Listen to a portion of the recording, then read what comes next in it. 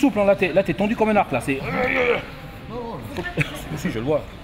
T'as une ride, là, je la vois. On peut plus relâcher. On peut plus relâcher. Les contrôles, essaie de marquer les appuis. Ils sont importants.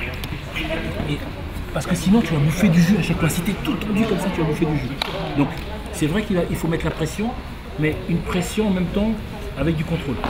Il faut essayer de trouver un petit peu cette attitude de relâchement, parce que plus tu vas être tendu comme un bloc, lui s'il bouge, tu vas partir avec. Tu vois, c'est tout con, mais tout d'un coup il dit non mais il est lourd. Juste parce que tu as eu un peu plus de relâchement. Le relâchement, quand je tiens quelqu'un, il n'est pas naturel. Parce que quand on parle de contrôle, il faut que je le contrôle au sol, parce que c'est l'idée au sol, on se dit il faut que je le contrôle. On a envie de mettre la pression et de le tenir. Et au contraire, c'est le tenir sans le tenir. C'est ça qui est difficile. Le sol, c'est vraiment, on compare ça souvent aux échecs. Parce que c'est vraiment un travail de je te fais croire que je vais là et je pars là. Donc il y a beaucoup de mobilité et une stratégie énorme. Et bien sûr, une fois qu'on a la technique et le relâchement, voilà, là le travail est super intéressant. Dès que je vais lâcher les coups, il sera dans une meilleure position que moi. Bien que je puisse envoyer, lui il est beaucoup plus à l'aise que moi. D'accord? Donc on va faire quelque chose de très très mécanique. Lui, comme s'il tapait sur un tambour, il va venir envoyer les coups comme ça. Voilà. Donc moi je vais essayer de bloquer. Et pendant que je bloque, je vais venir placer mes genoux. On fait partie d'une discipline de self-défense pure qui est plutôt orientée vers la rue. On est plus dans les frappes et on est moins dans la maîtrise. Donc chercher plus à maîtriser quelqu'un, c'est bien aussi. Parce que dans la rue, on se retrouve aussi au sol. Après, on peut s'en sortir avec un peu plus de technique. Donc c'est pour ça que Bertrand, on est heureux de le recevoir.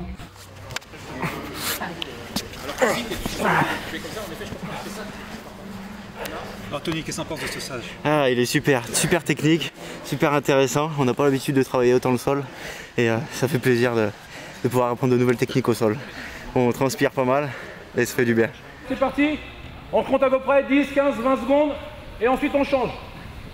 Qu'on sorte ou pas, hein. En fait, Bertrand Boussou, il est 4 fois champion du monde de Jiu-Jitsu. C'est l'un des plus grands spécialistes français de combat libre et de combat au sol. C'est grâce à lui que j'ai pu rencontrer Wanderlei Silva.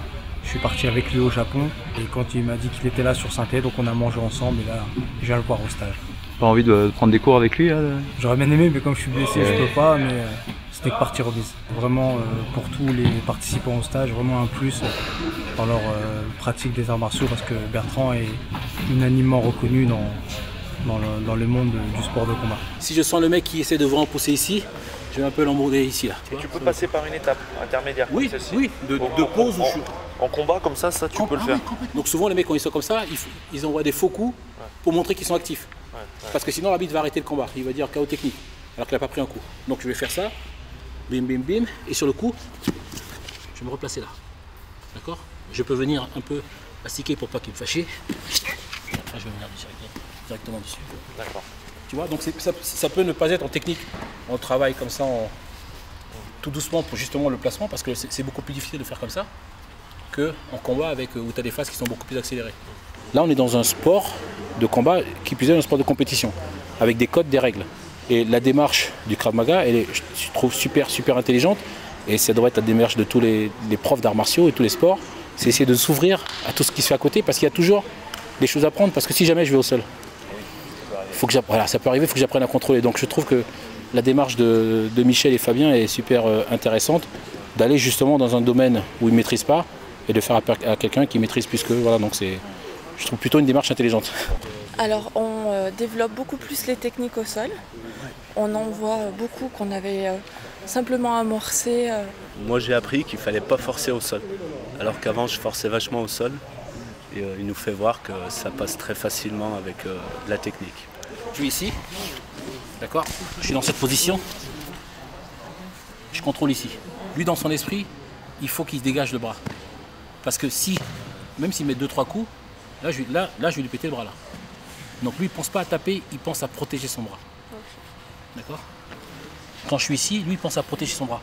Et s'il veut frapper, il n'y a pas de souci. Moi, je reviens ici, je peux frapper. Parce que si je commence à vouloir mettre des coups, je ne m'occupe plus du bras. Et 2-3 secondes après, je suis en train de faire ça. Tu vois? Ils sont pour la plupart débutants, il y en a quelques-uns qui connaissent déjà, mais les débutants ils vont évoluer à leur niveau, quoi. Après c'est à eux de continuer le travail qu'on aura fait pour continuer à se développer et puis peut-être que la prochaine fois si je viens, il y aura un autre niveau, mais j'en suis sûr. ici là dans le creux poplité de mon coude, ici, et ensuite c'est juste le lever. C'est ça après. C'est ça. C'est ça la position. Ça va? Ok. Je vous remercie.